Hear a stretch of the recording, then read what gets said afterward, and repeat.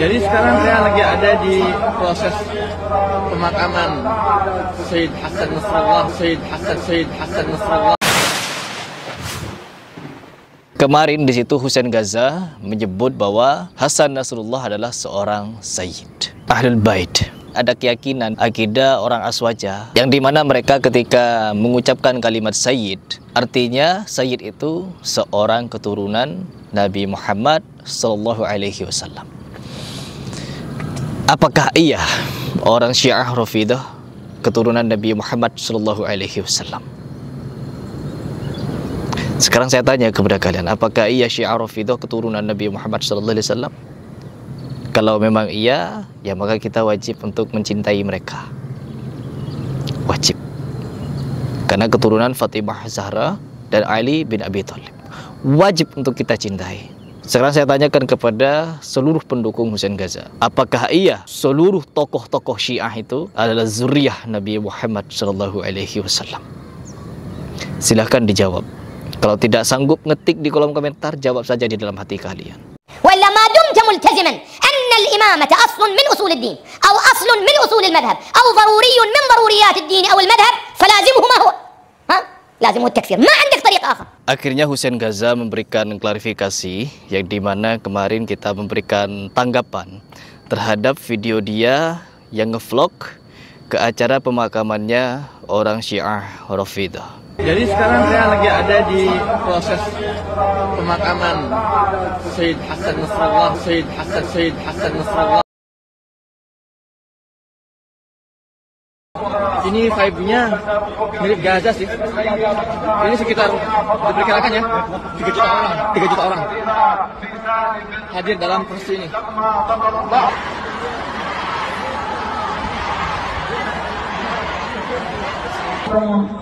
Dengan bermodal keyakinan bahwa Hizbullah atau salah satu ormas ini ya memberikan support atau memberikan pembelaan terhadap Palestina, seolah-olah dia menjadi pahlawan bagi kaum muslimin. Di sini ketika saya mendengar klarifikasi dari dari Husain Gaza, itu tidak menutup kemungkinan tanda tanya yang saya cantumkan di video saya sebelumnya. Kenapa dia itu hadir, sekonyong-konyong hadir kepada pemakamannya orang Syiah Rafidah, yang dimana kalau kita melihat dan menyaksikan syahadatnya orang-orang Syiah seperti ini. وأشهد أن فاطمة الزهراء وأبناءها المعصومين حجج الله صلوات الله عليهم أجمعين. أشهد أن أبا بكر وعمر وعثمان وعائشة وحفصة في النار إن شاء الله أبرأ إلى الله وإلى رسوله من أبي بكر وعمر وعثمان وعائشة وحفصة وسائر أعداء أهل بيت رسول الله رسول الله صلى الله عليه وآله. Abu Bakar, Umar, Utsman, Aisyah, Hafsah, sahabat Muhajirin dan Ansor, kafir. المهاجرون لم يأتمروا بأمر رسول الله فلم يقتلوا عمر. الأنصار لم يأتمروا بأمر رسول الله فلم يقتلوا عمر. زين؟ أصحاب بيعة الشجرة لم يأتمروا بأمر رسول الله فلم يقتلوا عمر. من ائتمر بأمر رسول الله فقتل عمر؟ المسلم المؤمن المتقي الورع الشجاع الجريء الباسل أبو إسلام المعروف بأبي لؤلؤ رضوان الله تعالى عليه. هذا هو المسلم الذي ائتمر بأمر رسول الله فقتل عمر. أما الصحابة كفار، أما الأنصار فكفار، أما المهاجرون فكفار، أما الذين كانوا أصحاب بيعة العقبة فكفار. أبو إسلام المعروف بأبي لؤلؤ هو المسلم الذي ائتمر بأمر رسول الله فقتل عمر. لكني أرفض أن أكفر الشيعة، لن أكفر الشيعة. Kita semua ini kafir. Dan apabila kaum Syiah berkuasa, teman-teman, maka habis kita. Orang-orang Sunni ini habis, dibantai oleh mereka. Sebagaimana terjadi di berbagai macam negara di Jazirah Arab situ, pembantaian-pembantaian yang dilakukan oleh Syiah ketika berkuasa itu sangat terlihat jelas dan nyata. Ada data, ada faktanya. Dan kalau kita memberikan pembelaan hanya karena mereka ini sempat berperang melawan Israel, tapi kita juga tidak menyaksikan orang-orang Hizbullah yang berhasil menewaskan orang-orang Israel atau membantai Israel, tidak. tapi yang ada beritanya bahwa di daerah itu ada rudalnya HAM. Di daerah situ atau di rumah itu, di pemukiman itu tersimpan beberapa pemasok senjata HAM. Jadi hanya tudingan-tudingan. Dan kalau kita melihat beberapa video yang beredar tentang perang-perang, ya yang menjadi korban teman-teman adalah orang-orang Gaza, orang-orang Palestina. Tapi masih saja orang itu menganggap orang-orang Syiah sebagai pahlawan. Bahkan Husain Gaza pun dianggap sebagai pahlawan. Dianggap sebagai pahlawan. Kenapa di sini saya ingin membahas ini lagi? Kemarin di situ Husain Gaza menyebut bahwa Hasan Nasrullah adalah seorang Sayyid Ahlul Bait. Artinya teman-teman, kalau kita sudah meyakini, ada keyakinan di dalam akidah kita dulu, akidah orang Aswaja, NU, yang dimana mereka ketika mengucapkan kalimat Sayyid, artinya Sayyid itu seorang keturunan Nabi Muhammad SAW. Apakah iya orang Syiah Rafidah keturunan Nabi Muhammad SAW? Sekarang saya tanya kepada kalian, apakah iya Syiah Rafidah keturunan Nabi Muhammad SAW? Kalau memang iya, ya maka kita wajib untuk mencintai mereka. Wajib. Karena keturunan Fatimah Zahra dan Ali bin Abi Thalib. Wajib untuk kita cintai. Tidak boleh kita merasa paling benar sendiri bahwa mereka bukan keturunan Nabi. Sekarang kita berbicara keimanan, berbicara tentang akidah. Saya tanyakan kepada seluruh pendukung Husain Gaza, apakah iya seluruh tokoh-tokoh Syiah itu adalah zuriyah Nabi Muhammad SAW? Silahkan dijawab. Kalau tidak sanggup ngetik di kolom komentar, jawab saja di dalam hati kalian. Saya di sini teman-teman, ketika heboh pembahasan nasab Ba'alawi, karena rata-rata orang yang dianggap zuriyah Nabi dan lain sebagainya ada hubungan dengan Syiah. Ada hubungan, entah sedikit atau banyak. Di Indonesia saja, orang, para Habib, Habib ini, Habib ini, Habib ini.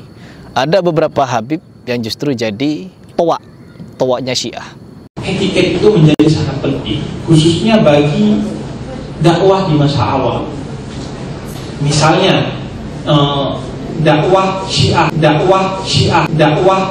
yang di Indonesia masih tergolong minoritas. Dia harus didasarkan kepada etiket yang baik, karena bisa jadi etiket itu yang menyebabkan ajarannya kemudian diterima, dan bisa jadi sebuah ajaran yang benar sekalipun dia ditolak karena tidak disampaikan dengan cara-cara yang baik, tidak disampaikan dengan metode-metode yang baik. Dan satu lagi fakta yang sangat jelas, jangankan Husain Gaza, jangankan Nuruddin, Habib Syiah yaitu Husain Ja'far Al-Haddar, meskipun biografinya jelas, alma maternya jelas dari mana, Yapi Bangil, dan postingan-postingannya jelas tahun 2013-14 kalau tidak salah. Dia memposting ya pernyataan-pernyataan kalau dia membela Syiah. Dakwah Syiah ini tidak akan diterima kalau caranya ya begitu. Jadi teman-teman, sekelas orang seperti Ja'far Al-Haddar saja, yang dimana banyak orang mengantongi biodata dirinya yang jelas-jelas Syiah, dari keluarga Syiah juga, dia masih ngelak. Ya, dia masih ngelak. Kalau tuduhan Syiah itu kepada dirinya adalah fitnah,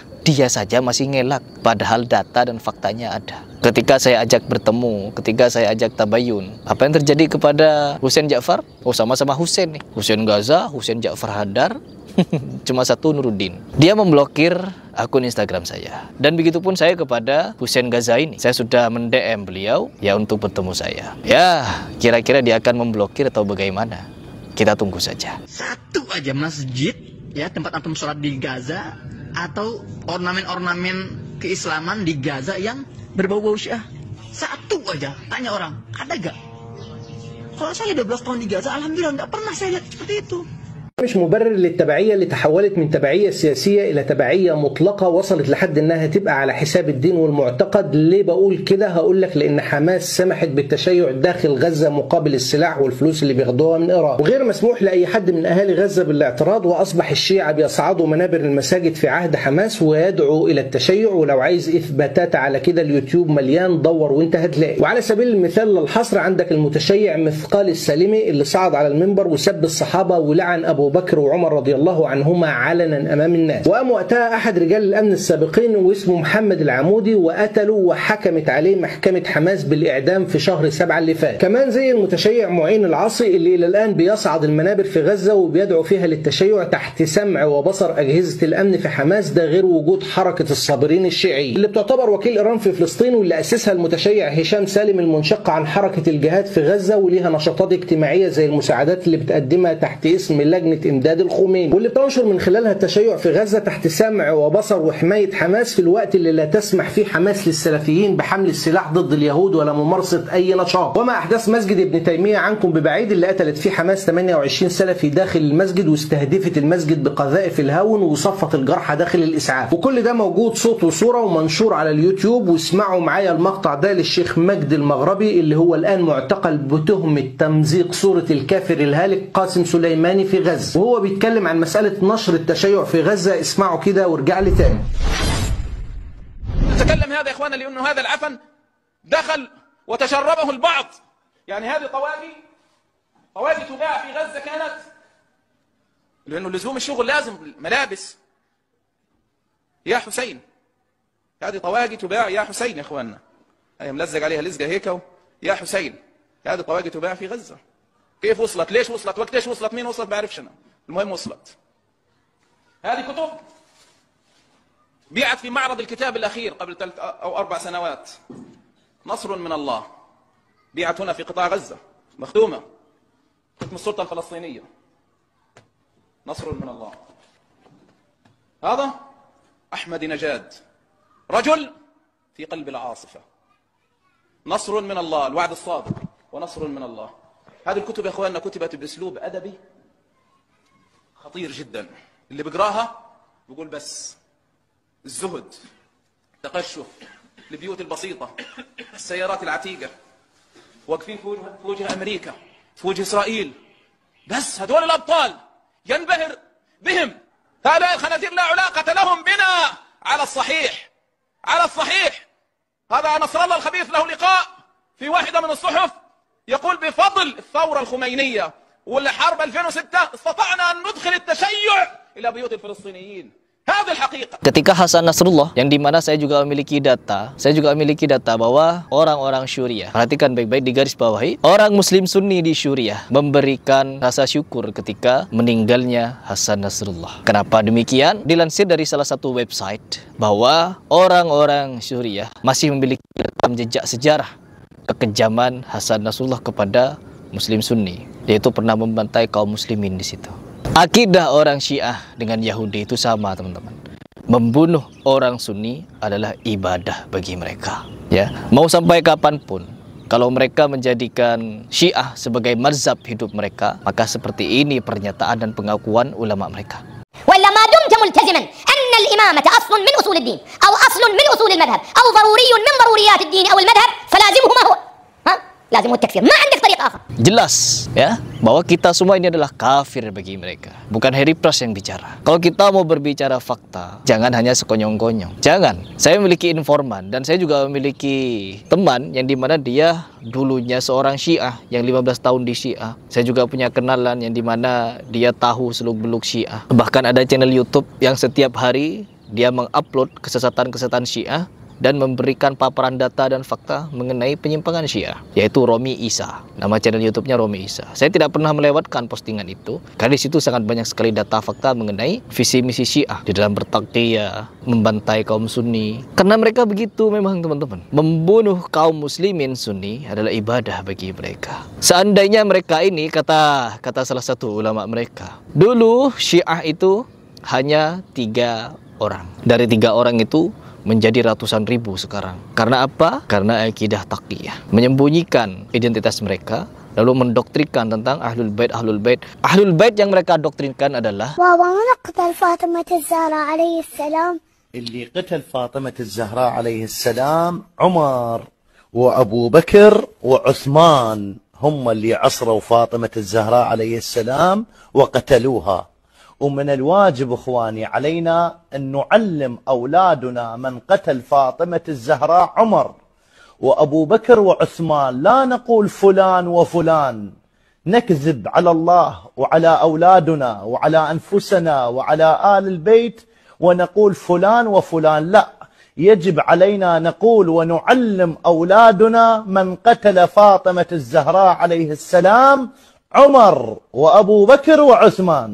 وهذا التاريخ ينقل، هذا تاريخنا وهذا إرثنا هكذا يقول. Bagaimana memfitnah Abu Bakar, Umar, Utsman, Aisyah, Hafsah dan lain sebagainya, sahabat Muhajirin dan Ansor. Mereka di dalam menggait kaum muslimin untuk berbaiat kepada mereka adalah dengan fitnah para sahabat terdahulu tidak menjalankan perintah Nabi Muhammad SAW. Terkhusus Abu Bakar, Umar, Utsman, sahabat ini, sahabat itu. Semua sahabat tidak menjalankan perintah Nabi Muhammad SAW, bahkan tidak membunuh Umar. Mereka mendewa-dewakan Abu Lu'lu'ah. Ini bukan rahasia umum, tapi ini adalah fakta bahwa orang Syiah memang jelas-jelas mereka mendewakan Abu Lu'lu'ah yang membunuh Umar. Jadi bagaimana mungkin ada orang yang mengaku Sunni tapi simpatis kepada Hasan Nasrullah?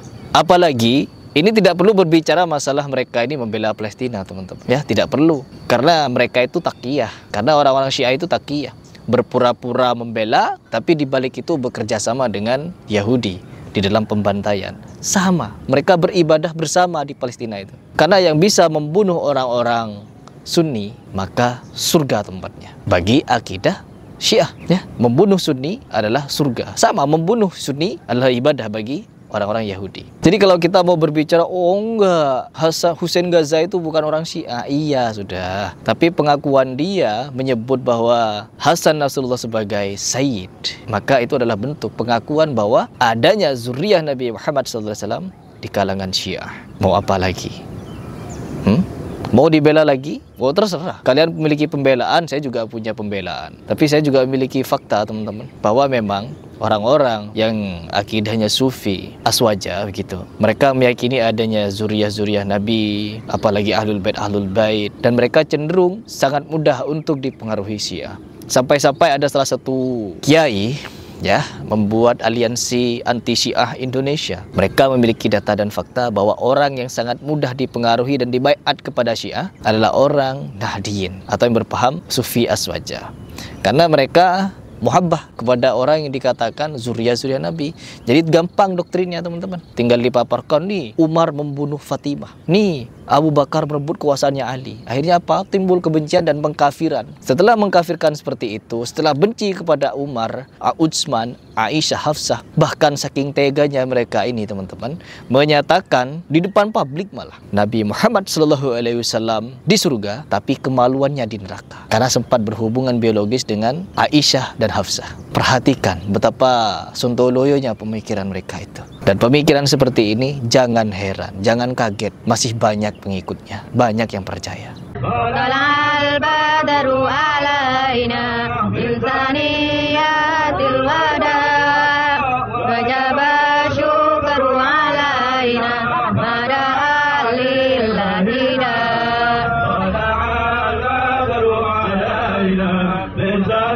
Dirampok sama saya. Sebagaimanapun kita kuat untuk memberikan data fakta mengenai penyimpangan, kesesatan, kekeliruan pemikiran, akidah, syariat, setiap kesesatan pasti ada pengikutnya. Dan setiap jalan yang lurus pasti ada pembencinya. Tidak perlu jauh-jauh. Ketika kita rajin sholat, ketika kita rajin pergi ke masjid, orang-orang di sekitar akan menganggap kita so alim, so agamis dan lain sebagainya. Berbicara sedikit, berbicara dalil, menasihati dengan ayat Al-Quran dan hadis, akan dikatakan so agamis. Gak perlu jauh-jauh, gak perlu jauh-jauh. Jadi teman-teman, klarifikasi dari Hussein Gaza itu hanya membuat saya tertawa saja. Karena jangankan dia, teman-teman, seperti Nuruddin saja. Nuruddin yang jelas-jelas dia itu mengatakan di medianya sendiri, saya lebih baik menjadi Syiah daripada Wahabi. Tidak ada wali yang terlahir dari rahim Wahabi. Jadi dia ingin menjadi wali melalui jalur sufi, teman-teman. Dan kebenciannya terhadap Wahabi membuat dia lebih ikhlas menjadi Syiah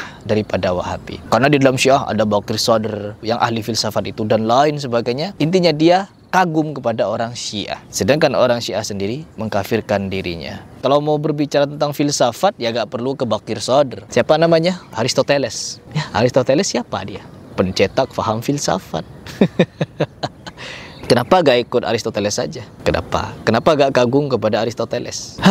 Teman-teman, orang seperti Nuruddin ini saja, dia itu tidak mau dijuluki simpatisan Syiah, padahal dia hendak ingin menormalisasi ajaran Syiah di Indonesia dengan narasi-narasi seperti itu. Jadi jelas, sangat-sangat jelas. Jangankan seperti Husain Ghaza, seperti Nuruddin yang sudah mendeklarasi lebih baik menjadi Syiah daripada Wahabi, ini masih mengelak dia, teman-teman, bahwa bukan simpatisan Syiah, padahal dia kagum kepada orang Syiah. Dan rata-rata ya pemahaman-pemahaman sufi-sufi ini ya 11-12 dengan Syiah. Ibarat pinang lah dibelah dua. Ibadahnya mirip-mirip, keyakinannya mirip-mirip, menghias kuburan mirip-mirip. Apa yang nggak mirip? Jadi di sini saya hanya ingin mengajak kalian berpikir. Ya kalau tidak mau berpikir, silahkan.